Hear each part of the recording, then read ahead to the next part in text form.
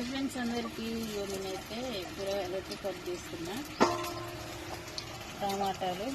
ఎందుకంటే మాదైతే ఈరోజు నాకెంతో ఇష్టమైన పల్లీల చట్నీ. ఎందుకు తీసుకుంటున్నావు? సరుకు వాళ్ళకి. ఇంకా పచ్చిమిరపకాయలు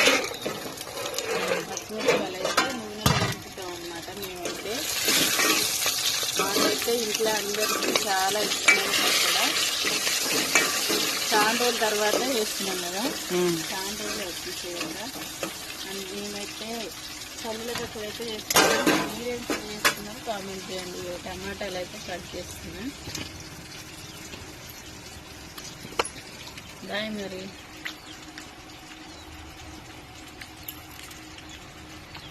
షార్ట్ పడుంది, మంచిగా కట్ అయ్యేది.